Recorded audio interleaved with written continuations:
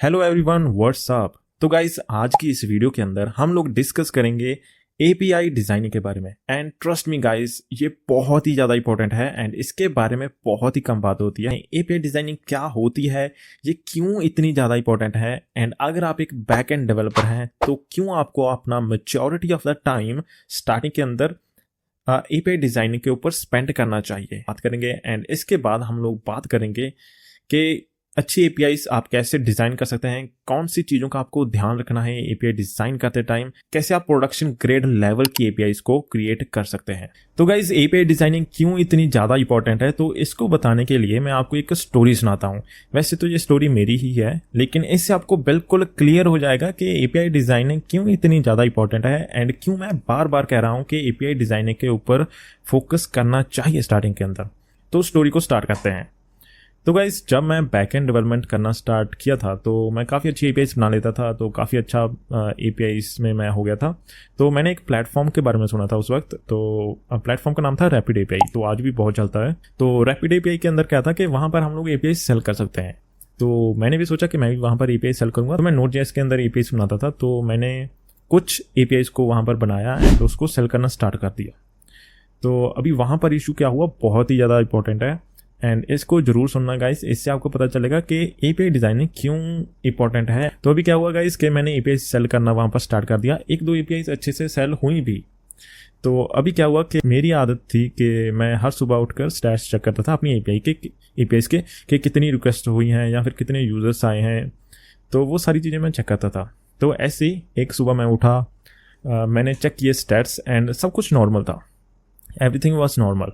तो तब क्या हुआ कि मेरे देखते देखते with in the span of 5 to 6 seconds मेरी एपीआई पर हुआ एक डीडॉस अटैक। वहाँ पर एक यूज़र दोबारा 12,000 रिक्वेस्ट सेंड की गई, 12,000 request with in the span of 5 to 6 seconds. तो उससे क्या हुआ कि जो मेरी एपीआई थी वो क्रैश हो गई। तो मैं जनरली क्या करता था कि मैं EC2 पर अभी भी वैसे करता हूँ, तो मैं AWS EC2 मशीन्स पर एपीआईज को डिप्लॉय करता था या फिर AWS के लैम्डा फंक्शंस जो कि सर्वरलेस आर्किटेक्चर है वहाँ पर डिप्लॉय करता था। लेकिन तब जिस एपीआई पर अटैक हुआ था वो EC2 पर डिप्लॉयड थी।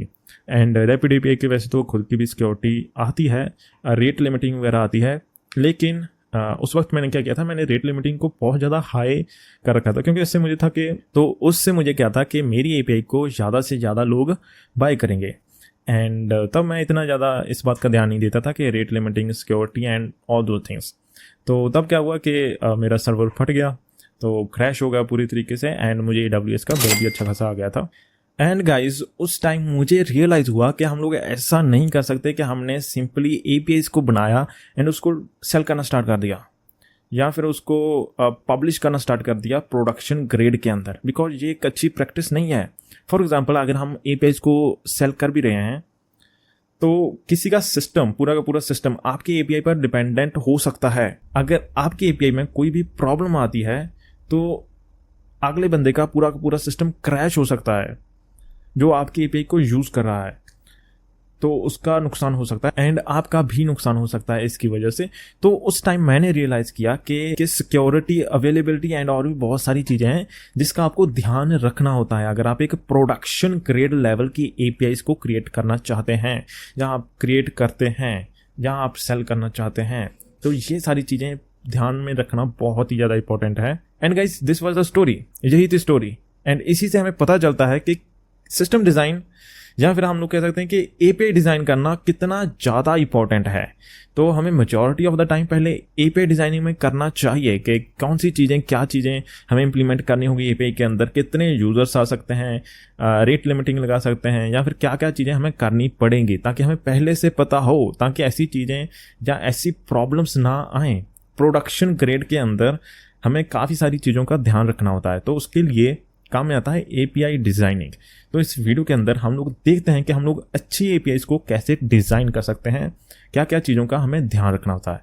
तो इसको बताने के लिए मैं आपको लेकर चलता हूं अपनी कंप्यूटर स्क्रीन के ऊपर। तो गाइस, हम हमारी कंप्यूटर स्क्रीन पर आ चुके हैं एंड अभी हम लोग देखते हैं कि हम लोग एक अच्छी एपीआई कैसे डिजाइन कर सकते हैं। And guys, being very honest, एक एपीआई को डिजाइन करना बिल्कुल भी डिफिकल्ट नहीं है। लेकिन एपीआई को डिज़ाइन करना काफ़ी ज़्यादा इंपॉर्टेंट है।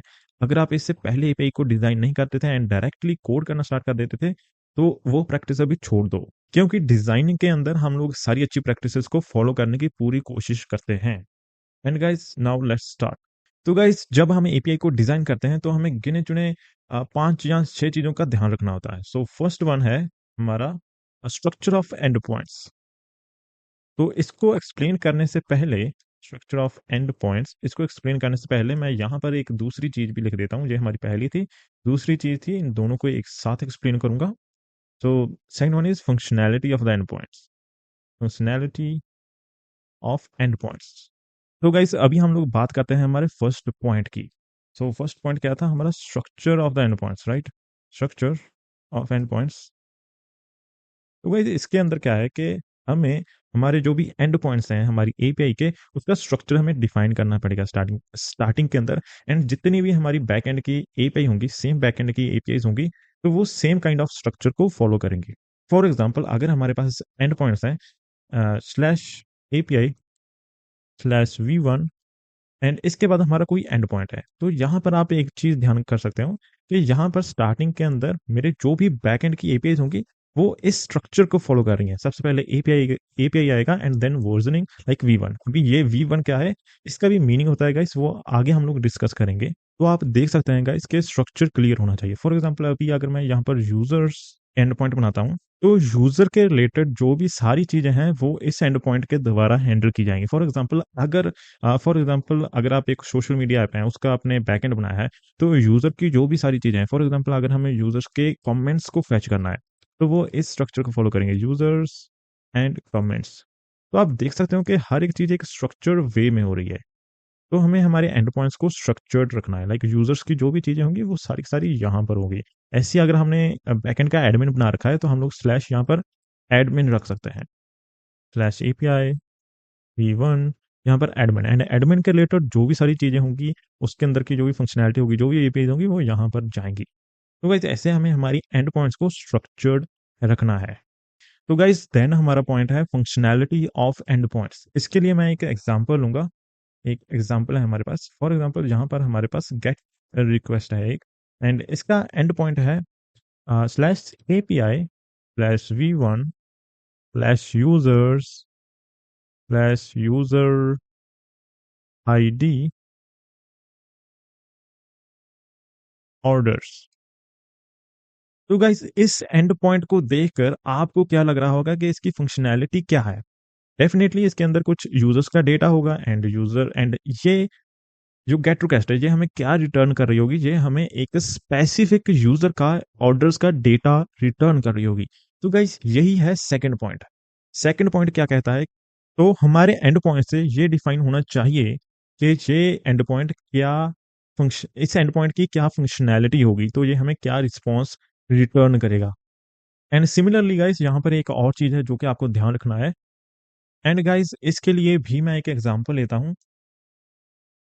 फॉर एग्जांपल अगर हम ई कॉमर्स का एक बैकएंड बना रहे हैं, तो वहां पर फॉर एग्जांपल हम CRUD ऑपरेशंस परफॉर्म करेंगे, राइट? तो CRUD के लिए हमें एपीआईज बनानी है। अगर CRUD आपको नहीं पता तो आप इसके बारे में सर्च कर सकते हैं, basically create, read, update and delete. तो हमें ये फंक्शनैलिटी इंप्लीमेंट करनी होती है। तो गाइस ये हमारी कुछ CRUD ऑपरेशन की एपीआईज हैं जो कि मैंने यहाँ पर डिफाइन करी हैं। तो यहाँ पर आप एक चीज ध्यान से देख सकते हो कि जो फर्स्ट वाली है एंड जो सेकंड वाली है ये एग्जैक्टली सेम है, एंड जो थर्ड वाली है एंड फोर्थ वाली है ये भी, इसका जो एंड पॉइंट है वो एग्जैक्टली सेम है। लेकिन यहाँ पर जो डिफरेंस है वो है सिर्फ मेथड्स का। तो गाइस ये चीज प्रोडक्शन ग्रेड के अंदर बहुत ही ज्यादा यूज होती है। तो गाइस यहाँ पर मैं क्या कर सकता था, जैसे कि अभी पोस्ट रिक्वेस्ट है तो यहाँ पर अगर प्रोडक्ट्स क्रिएट हो सकते हैं, तो बिगिनर्स क्या करते हैं कि यहाँ पर एपीआई का एंड पॉइंट क्या रख देते हैं, क्रिएट प्रोडक्ट्स। लेकिन अगर आप ध्यान से सोचो तो यहाँ पर हम लोग एक पोस्ट रिक्वेस्ट कर रहे हैं। तो पोस्ट रिक्वेस्ट का क्या मतलब होता है, क्या मीनिंग होता है कि हम लोग कुछ क्रिएट कर रहे हैं। तो यहाँ पर क्रिएट लगाने का तो कुछ मीनिंग रह ही नहीं जाता, राइट? तो ये बिल्कुल सेंस नहीं बनाती है ये बात, राइट? तो हमें गाइस यूजलेस वर्ड्स इसके अंदर नहीं डालने हैं। अगर पोस्ट रिक्वेस्ट है तो डेफिनेटली कुछ ना कुछ क्रिएट हो रहा होगा, तो यहाँ पर क्रिएट वर्ड यूज करने का बिल्कुल सेंस बनता ही नहीं है। तो हमें यूजलेस वर्ड्स या अननेसेसरी वर्ड्स अपने एंड पॉइंट्स के अंदर नहीं ऐड करने हैं। एंड गाइस हमारा थर्ड पॉइंट है ऑप्टिमाइजेशन, ऑप्टिमाइजेशन एंड सिक्योरिटी। तो ये काफ़ी इंपॉर्टेंट है एंड इसके अंदर security really very important. And optimisation के अंदर भी काफ़ी सारी चीज़ें आती हैं जो कि बहुत ही गुड प्रैक्टिसेस के अंदर आती हैं, तो उसको डिस्कस करते हैं हम। तो guys next optimisation and best practices के अंदर क्या आता है कि हमारी जो एपीआईज हैं, अगर उसका डेटा जो कि वो दे रही हैं उसका डेटा अगर ह्यूज डेटा है, काफ़ी सारा डेटा है, तो वहाँ पर जनरली गुड प्रैक्टिस फॉलो क्या होती है कि उसके अंदर पेजिनेशन होती है। पेजिनेशन होती है, जो हमारी एपीआईज हैं वो क्वेरीज को एक्सेप्ट करती है। अभी फॉर एग्जांपल जैसे कि मैंने यहाँ पर दो एपीआईज लिख रखी हैं, दो एपीआई एंड पॉइंट्स लिख रखे हैं जो कि डेमोन्स्ट्रेट करते हैं कि कैसे क्वेरीज एंड पेजिनेशन यहाँ पर इम्प्लीमेंट होती है। सो गाइज फर्स्ट एग्जांपल है पेजिनेशन की, एंड यहाँ पर इस एपीआई के एंड पॉइंट से पता चल रहा है कि ये प्रोडक्ट्स को फेच कर रही है, लेकिन यहाँ पर मैंने कुछ क्वेरीज पास कर रखी है। फॉर एग्जाम्पल ये लिमिट, ये क्या दिखा रहा है कि प्रोडक्ट्स जो भी फेच होंगे उसकी लिमिट मैंने 100 सेट कर रखी है कि एक टाइम में 100 प्रोडक्ट्स ही फेच होंगे। यहाँ पर इसको हम लोग चेंज कर सकते हैं, ये वेरिएबल होता है। अगर हम एक टाइम में 10 प्रोडक्ट्स को लिस्ट करना चाहते हैं तो हम लोग यहाँ पर 10 भी कर सकते हैं। एंड ऑफसेट जो कि पेजिनेशन को दिखाता है, बेसिकली यहाँ पर हम लोग पेजेस को दिखा सकते हैं। फॉर एग्जाम्पल अगर हमारे पास कोई ऐप है या फिर वेबसाइट है, वो एक बार में सिर्फ 10 रिजल्ट्स को ही दिखाती है, एंड जैसे ही हम लोग स्क्रोल डाउन करते हैं तो वो अगले 10 को फेच कर लेती है। तो वो इस तरीके की क्वेरी से या इस तरीके की एपीआई से होता है, तो इस तरीके की एपीआई से हम लोग वैसे फेचिंग कर सकते हैं। तो गाइस नेक्स्ट एग्जांपल है, ये काफी इंटरेस्टिंग है एंड ये है एग्जांपल फिल्टरिंग की। अगर हमारे पास ह्यूज डेटा है तो डेफिनेटली हमें फिल्टरिंग का ऑप्शन भी हमारी एपीआई के अंदर देना चाहिए, एंड यहाँ पर वो क्वेरीज के थ्रू मैंने दे रखा है। तो यहाँ पर क्या हो रहा है आप देख सकते हो कि यहाँ पर मैंने क्वेरीज के अंदर एक रखा है स्टार्ट डेट, एक रखा है एंड डेट, ताकि मैं डेट के हिसाब से डेटा को फिल्टर कर पाऊँ एंड उसको रिटर्न कर पाऊँ इन रिस्पॉन्स। तो ऐसे आप गुड प्रैक्टिसेस को यूज़ कर सकते हैं, ये काफ़ी गुड प्रैक्टिस मानी जाती है अगर आप फिल्टरिंग, सर्चिंग, पेजिनेशन अपनी एपीआईज के अंदर इम्प्लीमेंट करते हो, क्योंकि डेटा ह्यूज भी हो सकता है, तो इसको भी इम्प्लीमेंट आप कर सकते हो अगर डेटा सच में काफ़ी ज़्यादा डेटा है एंड काफ़ी ज़्यादा लिस्ट उसकी हो सकती है। ओके तो गाइज अब बात आती है सिक्योरिटी की, एंड ये दी मोस्ट इंपॉर्टेंट पार्ट है एपीआई डिजाइनिंग का, क्योंकि यहाँ पर हम लोग हमारी एपीआई की सिक्योरिटी के बारे में बात करते हैं, वो कैसे इंप्लीमेंट करनी है उसकी इम्प्लीमेंटेशन के ऊपर बात करते हैं। फॉर एग्जाम्पल जैसे कि डी डॉस अटैक होता है, राइट? जैसे कि मेरी एपीआई के ऊपर भी डी डॉस अटैक हुआ था एंड मुझे काफ़ी ज़्यादा उसका नुकसान हुआ था, तो उसको कैसे प्रिवेंट कर सकते हैं? सिंपली उसके लिए हम लोग रेट लिमिटिंग जैसी बेस्ट प्रैक्टिसेस को यूज़ कर सकते हैं। And trust me guys, rate limiting बहुत ही ज़्यादा यूज़ होता है इंडस्ट्री के अंदर। वो रेट लिमिटिंग के अंदर क्या होता है कि हम लोग लिमिट कर देते हैं कि एक यूज़र एक टाइम फ्रेम में कितनी रिक्वेस्ट सेंड कर सकता है हमारी एपीआई को। फॉर एग्जाम्पल अगर हमने सेट कर रखा है रेट लिमिटिंग को, फॉर एग्जाम्पल अगर हमने 2 सेट कर रखा है and in the time frame of 1 hour, तो 1 घंटे में एक यूज़र सिर्फ 2 ही रिक्वेस्ट डाल सकता है। ऑब्वियसली हम इसको बढ़ा सकते हैं, लेकिन इससे क्या होगा कि डीडोस अटैक की जो प्रोबेबिलिटी है वो बहुत ही ज़्यादा कम हो जाएगी। फॉर एग्जांपल अगर एक यूज़र है वो सिर्फ 2 ही रिक्वेस्ट मार सकता है 1 आवर के अंदर, तो यहाँ पर ये वाला यूज़र डीडोस अटैक कर ही नहीं सकता। अगर यहाँ पर और यूज़र आते हैं और यूज़र आते हैं, जितने भी यूज़र आते हैं, तो वो मैक्सिमम 1 घंटे के अंदर 2 ही रिक्वेस्ट डाल सकते हैं। तो गाइज़ इस सिंपल रेट लिमिटिंग से हमारे जो डीडोस अटैक का खतरा है वो चला गया। तो गाइज़ ऐसी प्रैक्टिसेस हम फॉलो कर सकते हैं हमारी सिक्योरिटी। एंड गाइज यहाँ पर एक और चीज़ है कि हम लोग कोरस को यूज़ कर सकते हैं, एंड आई नो कि कोरस को काफ़ी लोग यूज़ करते हैं, लेकिन वो क्या करते हैं, वो सभी चीज़ों का वो सभी आईपी से एक्सेस दे सकते हैं। लेकिन यहाँ पर हम लोग स्पेसिफाई कर सकते हैं कि कौन सी आईपी एड्रेसेस हैं जिनसे कि जो सर्वर पर रिक्वेस्ट आ सकती हैं। लाइक स्पेसिफिक हम लोग आईपीस की लिस्ट दे सकते हैं कि सिर्फ और सिर्फ यही एपीआई, यही आईपीस हमारी जो एपीआई को हिट कर सकती हैं। तो ये भी काफ़ी यूज़ होता है एंड ये करना भी चाहिए गाइस। ये भी दी मोस्ट इम्पोर्टेंट सिक्योरिटी चीज़ है जो कि हमें इम्प्लीमेंट करनी ही चाहिए। एंड गाइस इससे अलावा भी और भी बहुत सारी सिक्योरिटी टेक्निक्स हैं जो कि हम लोग यूज़ कर सकते हैं। For example authentication and authorisation, authentication and authorisation, इसके अंदर क्या है, हम लोग टोकन यूज़ कर सकते हैं एंड यूज़र को टोकन दे सकते हैं एंड वो स्पेसिफिक टोकन से ही हमारे बैकएंड को हिट कर सकता है, हमारी एपीआई को हिट कर सकता है। एंड ऐसी बहुत सारी टेक्निक्स हैं गाइज। एंड गाइज आप डेफिनेटली गूगल पर जा सकते हैं, सर्च कर सकते हैं, और भी बहुत सारी टेक्निक्स हैं जिनको आप यूज़ कर सकते हैं। एंड गाइज हमारा फोर्थ पॉइंट है वो है कैचिंग एंड फास्टर रिस्पॉन्सेज। तो गाइज यहाँ पर हमें ये मेक श्योर करना होगा कि हमारी जो एपीआई है वो फास्ट रिस्पॉन्स करे, तो उसके लिए हम लोग कैचिंग का यूज़ कर सकते हैं। अभी कैचिंग हम लोग कैसे यूज़ कर सकते हैं, तो गाइज यहाँ पर हम लोग क्या कर सकते हैं, हम लोग रिस्पॉन्सेज को कैश भी कर सकते हैं। फॉर एग्जांपल अगर हमारे पास कोई ऐसी एपीआई है, फॉर एग्जांपल एक ब्लॉगिंग की एपीआई है जिसका जो डेटा है वो फ्रिक्वेंटली चेंज नहीं होता है। फॉर एग्जांपल स्लैश एपीआई है, यहाँ पर स्लैश ब्लॉग्स हैं, तो इसका डेटा फ्रिक्वेंटली चेंज नहीं होता है। तो क्या कर सकते हैं हम, जो इसका डेटा है इसको कैश कर सकते हैं। कैसे कर सकते हैं हम लोग? तो कैसे कर सकते हैं हम लोग? रेडिस जैसी सर्विसेज का यूज़ कर सकते हैं। रेडिस एक इन मेमोरी डेटाबेस है, या फिर हम लोग काफका का यूज़ कर सकते हैं। तो इनका क्या बेनिफिट होता है कि इनकी एक तो बहुत ही हाई थ्रूपुट होती है, हाई थ्रूपुट। तो ये बहुत सारी रिक्वेस्ट को हैंडल कर सकते हैं एक टाइम के अंदर, जो कि नॉर्मल डेटाबेसेस नहीं कर पाते।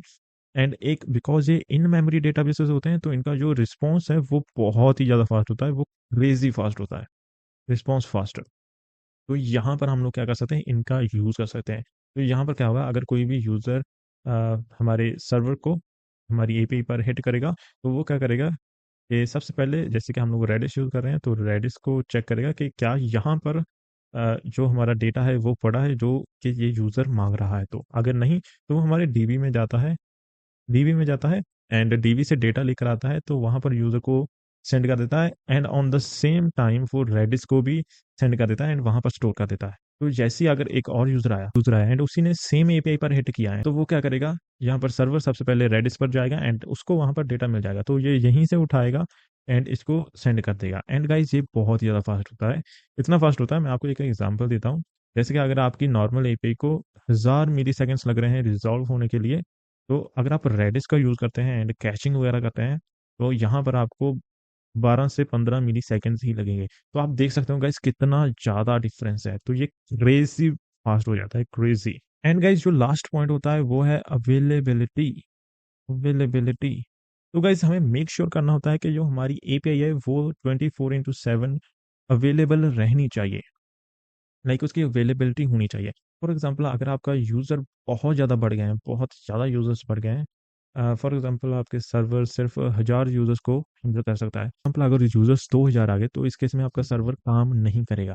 तो इसके लिए आपको क्या करना चाहिए, आपको स्केलिंग का यूज़ करना चाहिए। स्केलिंग, आप यहाँ पर दो तरीके की स्केलिंग होती है, एक तो हॉरिजॉन्टल स्केलिंग होती है, हॉरिजॉन्टल स्केलिंग, एक होती है वर्टिकल स्केलिंग। तो आप इन दोनों में से कोई भी यूज़ कर सकते हैं, लेकिन ज़्यादातर जो है वो हॉरिजॉन्टल स्केलिंग यूज़ होती है।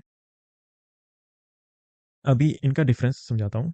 फॉर एग्जांपल अगर आपका, अभी मैं हॉरिजॉन्टल स्केलिंग की बात कर रहा हूँ, हॉरिजॉन्टल स्केलिंग, फॉर एग्जांपल आपका ये सर्वर है एंड यहाँ पर ये हैंडल कर सकता है 1000 पीपल को या 1000 यूज़र को, एंड यहाँ पर आ गए आपके पास 2000 यूज़र्स, बहुत सारे यूज़र्स आ गए। तो हॉरिजॉन्टल स्केलिंग के अंदर क्या होगा कि जो आपके कुछ यूजर्स हैं वो तो ये सर्वर संभालेगा एंड इसका एक रेप्लिकेट बन जाएगा, सेम सर्वर का एक रेप्लिकेट बन जाएगा। तो फॉर एग्जांपल अगर 1000 यूजर हैं, तो यहाँ से आप 500 तो ये सर्वर संभालेगा, सर्वर 1, एंड 500 ये सर्वर 2 संभालेगा। तो इससे जो है आपकी जो एपीआई है, जो आपका बैकएंड है, वो अवेलेबल रहेगा। जो आपका सर्वर है वो हमेशा अवेलेबल रहेगा, बिकॉज यहाँ पर हॉरिजॉन्टल स्केलिंग हो रही है। अगर यूजर्स ज़्यादा आ रहे हैं तो एक और सर्वर रेप्लिकेट हो रहा है एंड जो लोड है वो दोनों सर्वर्स आपस में बांट लेते हैं। तो इससे क्या होगा कि आपके जो सर्वर है, आपका बैकएंड है, वो हमेशा अवेलेबल रहेगा। एंड वर्टिकल स्केलिंग के अंदर क्या होगा कि फॉर एग्जांपल आपका जो सर्वर है वो 1000 यूजर्स को हैंडल कर सकता है, बिकॉज इसकी कन्फिग्रेशन ऐसी है। तो वर्टिकल स्केलिंग के अंदर क्या होता है, वर्टिकल स्केलिंग, तो इसके अंदर क्या होता है कि हम लोग सर्वर की कॉन्फ़िगरेशंस को इंक्रीज करते हैं। फॉर एग्जांपल अगर इसकी रैम पहले 4 GB थी, तो अब हम उसको बढ़ाकर 16 GB कर सकते हैं। इसकी अगर मेमोरी, जो इसकी स्टोरेज है, वो अगर 100 GB थी, तो उसको बढ़ाकर हमने 500 GB कर दी। ऐसे हम लोग इसको कॉन्फ़िगरेशंस बढ़ा सकते हैं, तो इसको कहते हैं वर्टिकल स्केलिंग। लेकिन ज़्यादातर जो इंडस्ट्री में रहती है वो हॉरिजॉन्टल स्केलिंग बहुत ही ज़्यादा यूज़ होती है, एंड वर्टिकल स्केलिंग भी यूज़ होती है, लेकिन हॉरिजॉन्टल ज़्यादा होती है as compare to vertical. And guys यहाँ पर एक और चीज़ है जो कि गुड प्रैक्टिस के अंदर आती है, जो कि मैं पहले डिस्कस करना भूल गया। प्रैक्टिस, कि आपको वर्जनिंग मेंटेन करनी है। अब अगर आप कोई भी एपीआई बना रहे हैं तो आपको वर्जनिंग मेंटेन करनी है। फॉर एग्जांपल यहाँ पर मैं आपको, ओके, तो इस चीज़ को आपको मैं एग्जांपल्स के द्वारा समझाता हूँ। अभी वर्जनिंग क्या होता है, जैसे कि एपीआई है, यहाँ पर V1, इसको कहते हैं वर्जनिंग। यहाँ पर यूज़र जैसे कि ये वर्जन 1 की आपने पहले एपीआई बनाई, तो ये वर्जन 1 की एपीआई थी। लेकिन कुछ टाइम क्या हुआ कि आप ने कुछ ऐसे चेंजेस करने हैं जो कि जो कंप्लीटली इस एंड पॉइंट के रिस्पॉन्स को चेंज कर देगा, राइट? तो हम नहीं चाहते कि जो भी हमारे जो यूजर्स हैं वो ऑलरेडी इस एपीआई को यूज़ कर रहे हैं, उनका तो पूरा सिस्टम इस एपीआई के ऊपर चल रहा है, तो उसके सिस्टम पर कुछ भी इम्पैक्ट पड़े, तो हम क्या करते हैं कि हम लोग वर्जनिंग करते हैं। ये बहुत इंपॉर्टेंट है, ये करनी चाहिए, ये अच्छी प्रैक्टिस होती है। तो हमने न्यू एपीआई बनाई तो वो वर्जन 2 के नाम से बनाती है एंड सेम वो बनाई। तो इससे क्या होगा कि जो आपके पुराने यूजर्स हैं वो तो आपकी ओल्ड एपीआई को यूज़ करेंगे, एंड जो आपके न्यू यूजर्स होंगे वो आपकी न्यू एपीआई को यूज़ कर सकते हैं। तो ऐसे आप वर्जनिंग कर सकते हैं, ऐसे आप कंपैटिबल रह सकते हैं पुराने यूजर से भी एंड न्यू यूजर से भी। तो इसको भी इम्प्लीमेंट करना चाहिए, अच्छी प्रैक्टिस होती है। तो guys that's it for today, and video काफ़ी लंबी हो चुकी है लेकिन वर्थ इट है। एंड गाइस अगर आपको अच्छी लगी तो please consider subscribing the channel